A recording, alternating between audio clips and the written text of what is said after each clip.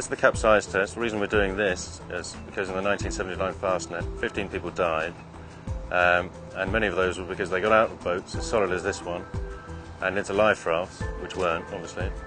And only 5 of those boats that were abandoned out of the 24 actually sunk.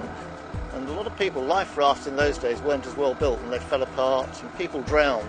And if they'd stayed with their boats and had everything secured down, a lot of people would have come through that race without dying. Yes, I have one time been upside down in a multi-hull off the north coast of Scotland at Muckleflugger, and it's a very disorientating experience. And I just remember all your orientation completely goes, and not only that, everything inside the boat was immediately flooded.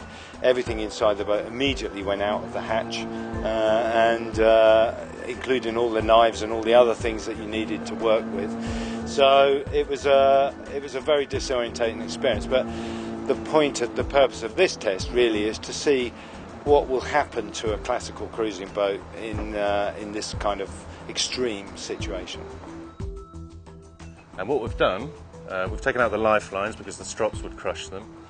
We've removed the mast, which would probably be removed anyway in the capsize, and we've taken a range of measures down below to make sure that it's a safe environment. We've hooked the boat up to a crane, but we've hooked it up with strops that rotate right the way round, either side, fore and aft of the fin keel of the boat. And what that will do is it allows us to, by simply lifting on the crane, the boat will rotate inside the strops until she goes to 180. But we're also got an additional turn on the boat so that when we get to that position, we should be able to pull the boat up to 90 and she should re-right.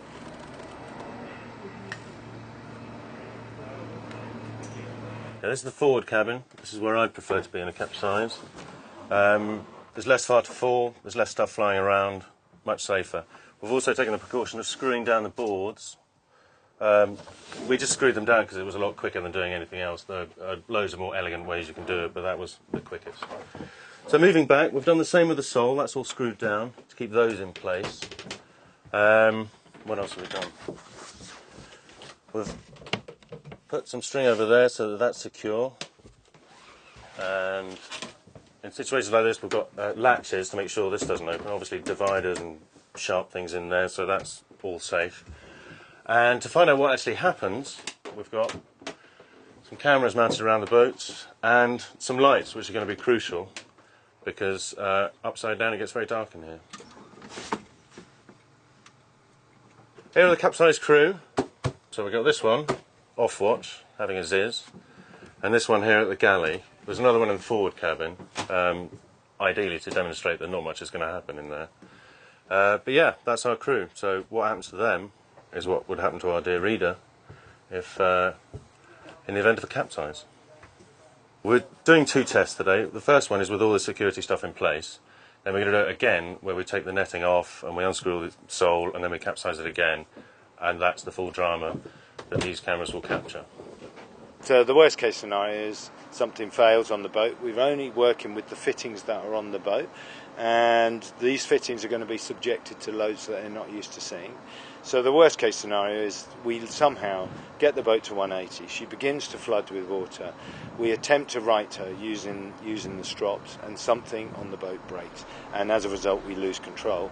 And I suppose the worst case scenario, the boat sinks. And that would be a bit of a disaster, and we'll need to get the divers out.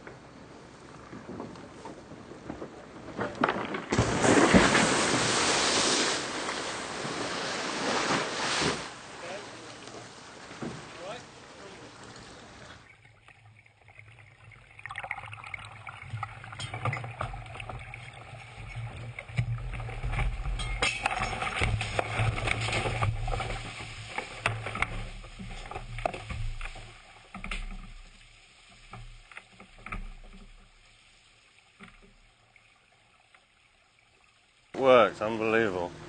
When it was held nearly upside down, I was worrying about, like, it's just going to fill up and it's going to sink. But she's back here. She doesn't look too low in the water. We may not have too many unpleasant surprises.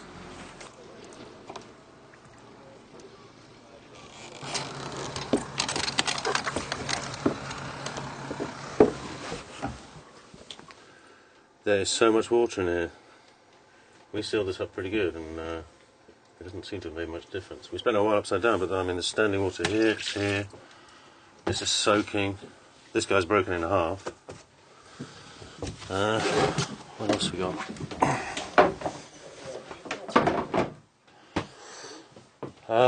Yeah, this is... Whew. Okay. It's just... everything is soaking. These held up pretty well. Contents of that stayed put. We have lost a plate.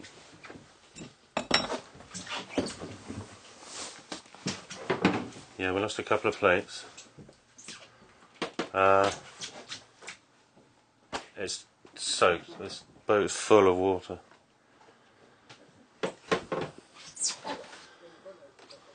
Wow. Okay. Bit of a tidy up job here.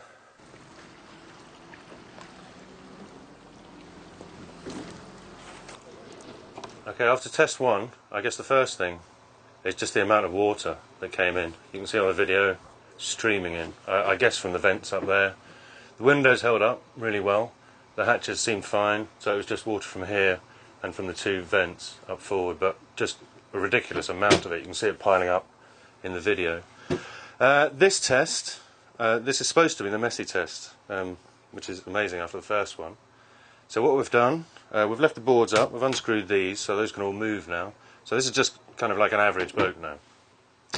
We've also removed all the safety from here, so these are just open, and the contents will pile out. We've removed some cushions because they were blocking the cameras. We've removed the netting from the galleys, so all those plates are free to move. Likewise the bottles in the locker there. The chart table is now unlatched, so that just opens. Likewise the stove hatch. So, well, the next time we're down here, it's going to be a bit of a mess. And I looked through that forehatch, and there's this dummy sort of crushed between the V-berth with his hands sticking up, like really like a dead body, and it was a bit like a crime scene going down below. Not as much water as I thought might be in the boat, because it hadn't come up above the sole, which we'd screwed down, so that was a surprise. But then as you went through the boat and looked at other parts of it, there's a locker under the chart table that's full of water. The cushions are all full of water. There's the under-seat lockers. There was stuff that we'd left in there, some of which we probably should have removed, like an electric drill that was full of water. I think the electric drill's still working, fortunately, because we need to be able to unscrew the sole boards next to show what happens in the next part of this test when things aren't fastened down, basically.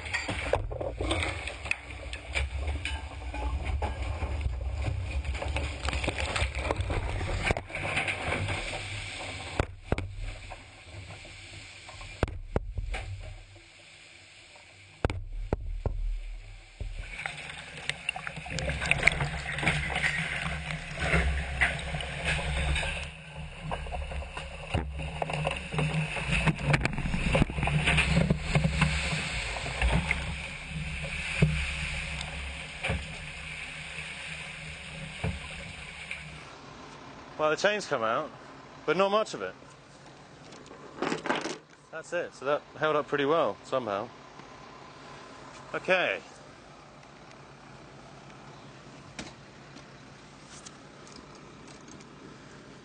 Whew. There's one guy buried here. Oh, man.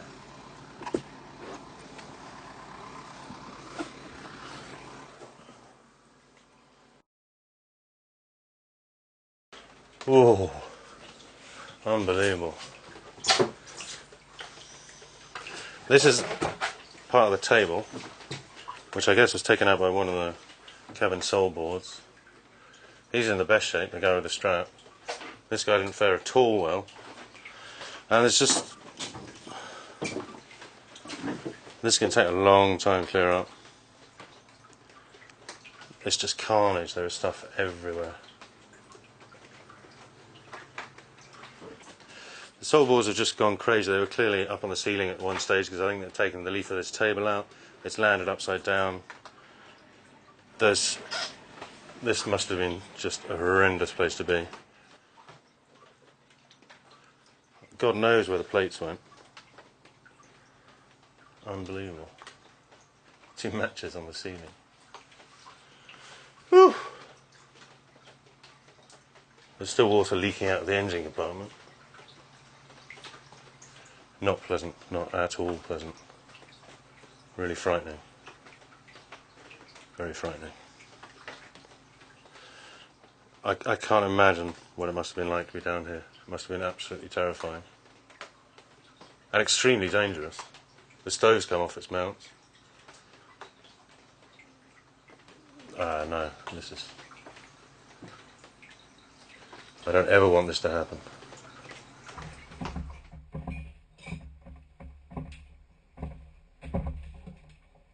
The reason for doing this test was to find out why the fastnet crews got out of solid boats like this and into life rafts. And looking at that second test, it's absolutely clear to me why they did it, because they were terrified and they were in fear of their lives. And, well, they should have been. That was horrendous down there, the state of it. And having looked at a couple of video shots of what's down below, you get a real idea of just the horror of being down there. Yeah, I'd have got off too, sure of it. What we learned from the first test was that a lot of that can be averted or at least dealt with. So you can contain, for instance, the sole boards, they were screwed down so they didn't move first time. All the lockers were shut so they didn't move. There was a lot of cushions flying around and the mannequins were moving, but in general, it was a far safer place on the first roll than on the second. And that's kind of the aim of what we wanted to do here. That's pretty much why we do this, to make sailing safer. What amazed me from that second roll was just the speed things were moving. That reed's flying across the cabin like a bullet, and the chart table flipping open. The table, that's a solid table, and that leaf was flapping around and eventually it was knocked clean off by one of the sole boards, and those sole boards are heavy, those are heavy boards. And just to see all that stuff lying around. There's a piece of the sole wedged under the handrails on the cabin roof. That's just carnage, what was going on down there. Stoves off its mounts, there's water everywhere. The place is just, that's going to take days to clear up. And yeah, just the damage of being down there, can't imagine it.